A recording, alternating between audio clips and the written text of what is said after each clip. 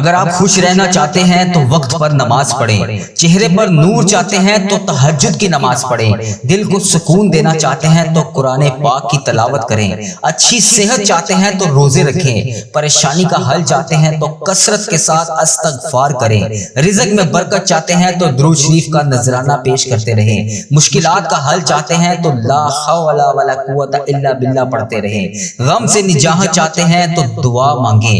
وظیفہ rail channel پر روزانہ آپ سب کے لیے دعا کی جاتی ہے۔ اگر آپ اپنے نام کے ساتھ دعا کروانا چاہتے ہیں تو ہمارے اس چینل کو سبسکرائب کر لیں اور اپنے نام کے ساتھ اسی ویڈیو کمنٹ سیکشن میں اپنے نام سے کمنٹ کریں۔